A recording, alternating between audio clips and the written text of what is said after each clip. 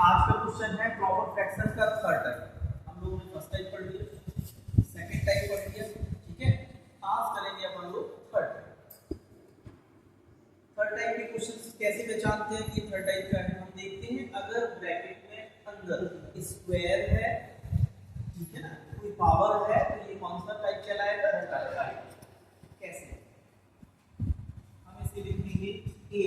पहला simple bracket है तो हमें सिंपल लिख देना है a अपॉन x।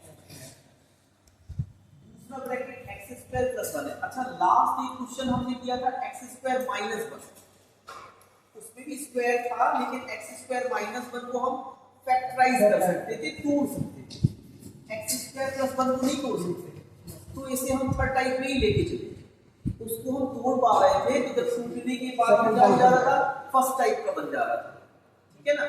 लेकिन यहाँ पे कोई आइडेंटिटी नहीं होती है, ए स्क्वायर प्लस बी स्क्वायर की आइडेंटिटी नहीं होती है। ए स्क्वायर माइनस बी स्क्वायर की होती है तो इसे हमने तोड़ लिया था, लेकिन इसकी नहीं होती है तो इसे ऐसे ही रहने देंगे। तो फिर ये किस टाइप में चला जाएगा? थर्ड टाइप में चला जाएगा। इस वाले ब्रैकेट को कैसे लिखना है थोड़ा ध्यान दें। हमें इसे लिखना है bx plus c upon c, ठीक है ना। सिर्फ इतना हमें करना है, ये थर्ड टाइप का x का पार्ट, ठीक है। इसे इक्वेशन फर्स्ट दे देंगे। लगाने का सेम टाइप है जिम का, जैसा हम लगाते थे वैसे ही हम लगाएंगे। हम सबसे पहले क्या करेंगे? दोनों साइड कैल्शियम ले लेंगे, दोनों साइड कैल्शियम ले, दोनों ब्रैकेट लिया जाएगा, दोनों ब्रैकेट आ गए, ठीक है। अब यहां से ऊपर से क्या होगा? दोनों ब्रैकेट से हम एलसीएम को डिवाइड करेंगे तो क्या हो जाएगा? तो पूरा कैंसिल हो जाएगा। तो ये ऊपर की डिजिट जो कितनी आ जाएगी? कैसे आ जाएगी? 3x+3। यहां पे देखिए दो ही ब्रैकेट हैं, अगर दो से ज्यादा ब्रैकेट होते तो हम एलसीएम करते, है ना। और यहां डायरेक्ट हो जाता है क्रॉस मल्टीप्लाई, ठीक है। अगर हम करके देखें तब भी यही होगा।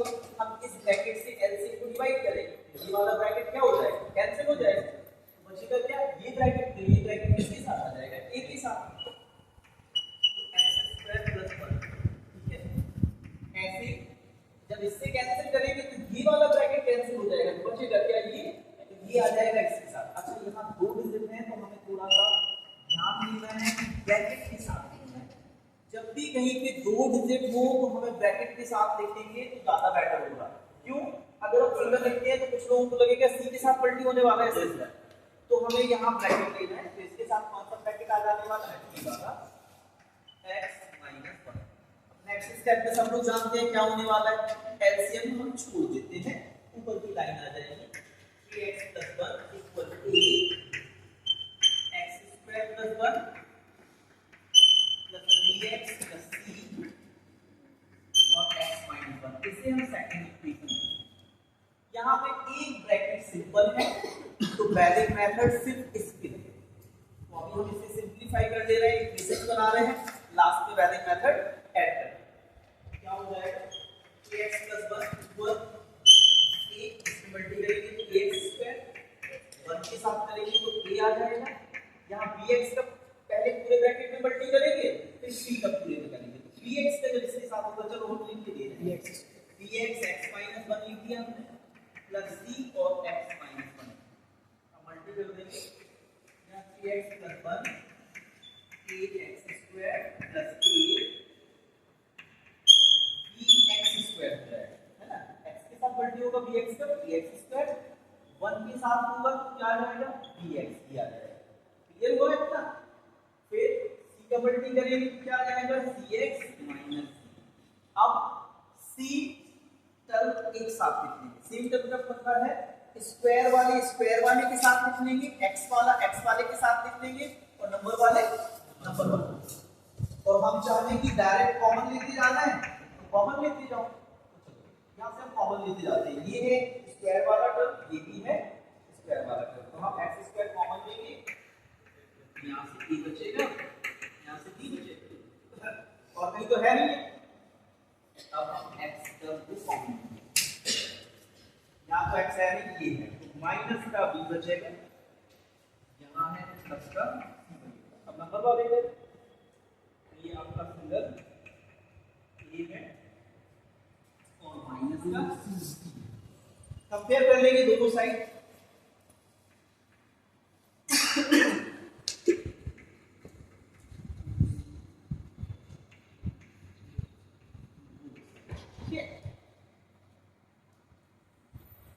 अब देखिए एक्स स्क्वायर का कॉफिशिएंट क्या है 1 प्लस, यहाँ पे एक्स स्क्वायर का कॉफिशिएंट क्या है 0 है ही नहीं। एक्स स्क्वायर हमें पता है जिस टर्म का कॉफिशिएंट हम कंपेयर करा रहे हैं दूसरे साइड में, अगर वो टर्म होगी ना तो कॉफिशिएंट कितना कहलाएगा 0।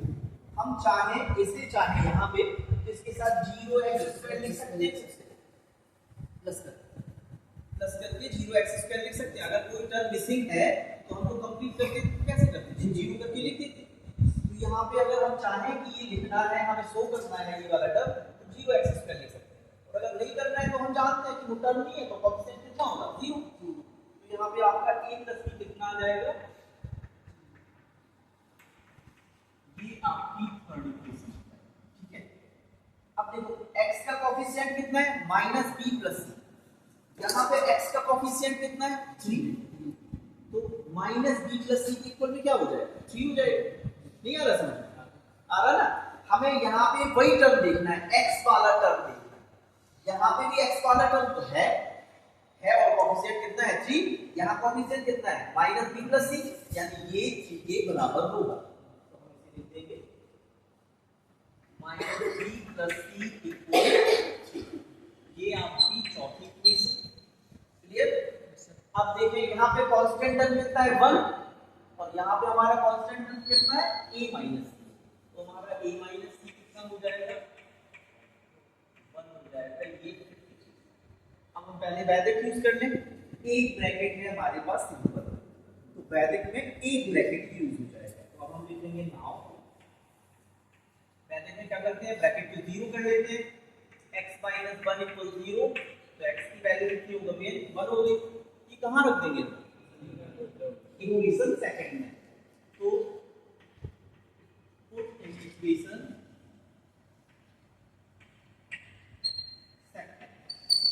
सेकंड इक्वेशन हमारा कहाँ है, हमें देखना है x - 1 किस टर्म के साथ है। वो टर्म तो ऑलरेडी 0 हो जाता है, हमें पहले से पता है कि इस वाले टर्म के साथ x - 1 है, तो ये टर्म ऑलरेडी 0 हो जाएगा। बाकी जहां जहां भी x है वहां वहां कितना पुट करने वाले हैं 1 पुट करने वाले। तो यहां कितना हो जाएगा भाई 3 × 1 + 1 = 8, यहां होगा 1 का स्क्वायर + 1 और दूसरा टर्म क्या होने वाला है सॉल्व कर देंगे 3 + 1 = 8, ये 1 + 1 हो जाएगा, ये 4 हो जाएगा और ये 2 हो जाएगा। 2 को नीचे भेजेंगे तो 8 के नीचे हो जाएगा 4/2 कट जाएगा, तो 1 को कितना आ गया।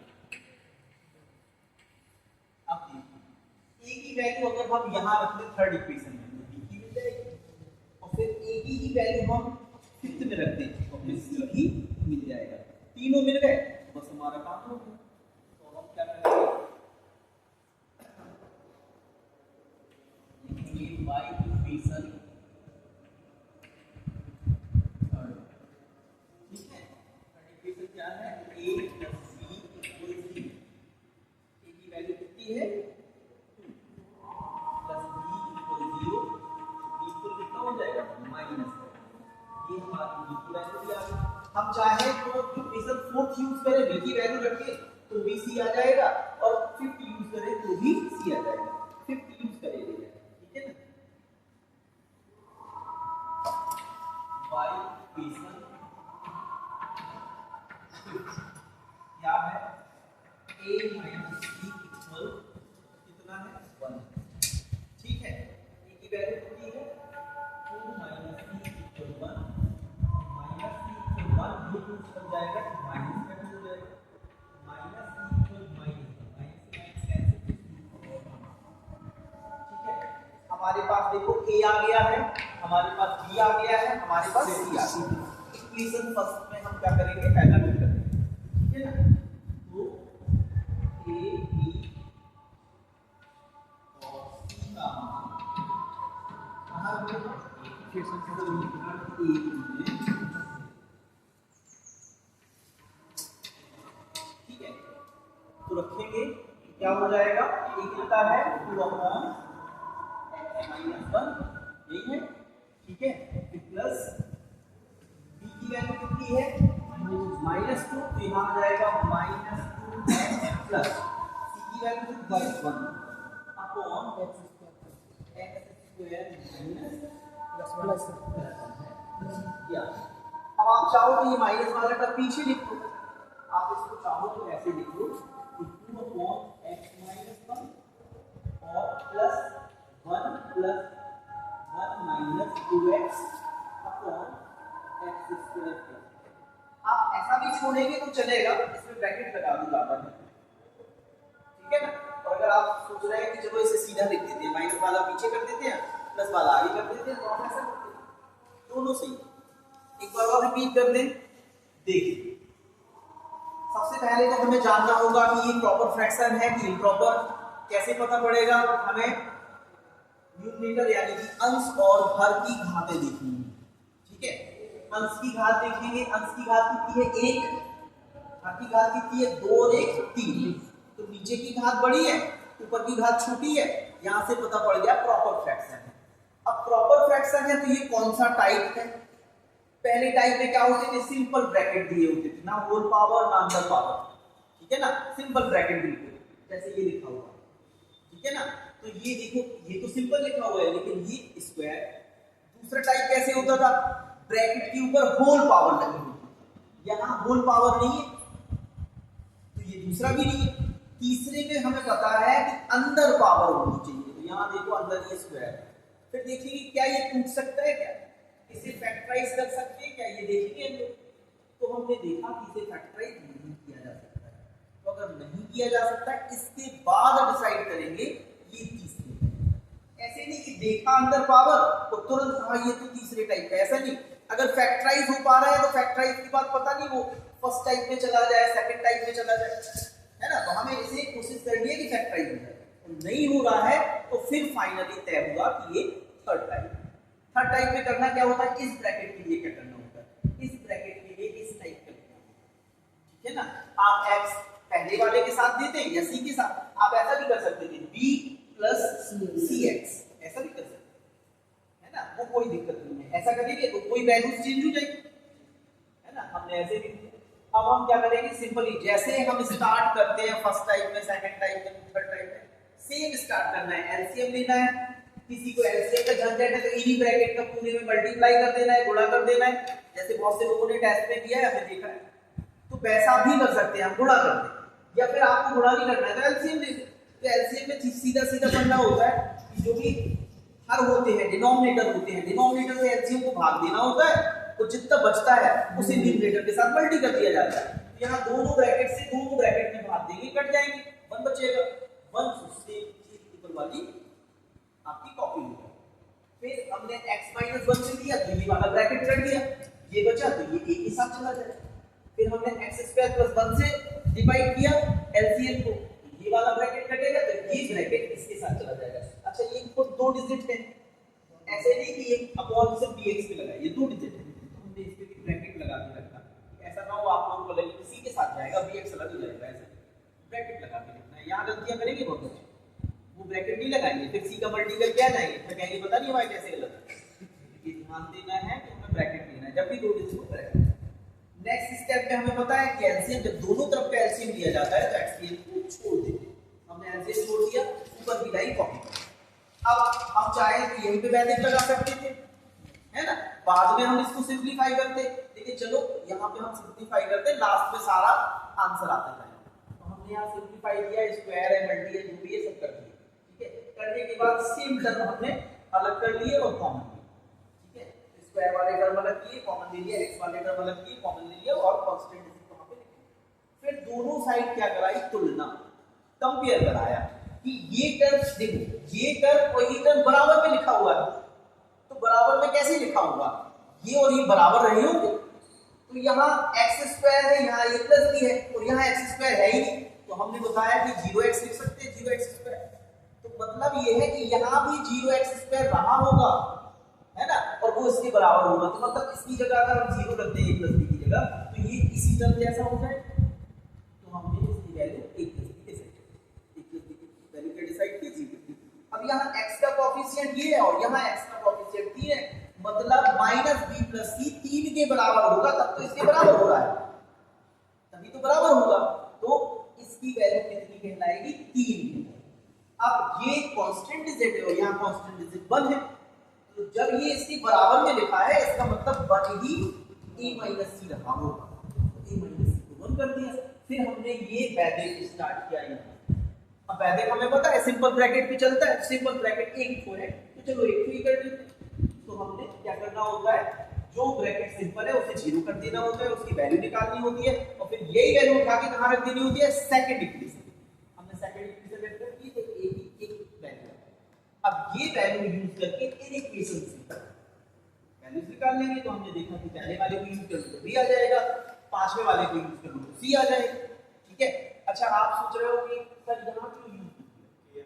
कर सकते थे, लेकिन पता हमारा क्या फंडा है, ये वैल्यू निकली है, ठीक है ना, तो हमने इसको ही सीधा सीधा सोचा, ये सीधा सीधा इधर ये थोड़ी सी डिजिट बड़ी, इसे कर लेते हैं। तो हम देखते हैं कौन सा सिंपल इक्वेशन हम इसमें भी करते तभी आंसर आ जाता, ज्यादा बड़ा भी नहीं आया है, तो हमने इसमें रख के निकाल लिया, सारी वैल्यू आ गई, abc की वैल्यू आ गई, और जब abc की वैल्यू आ जाती है वापस हम यहाँ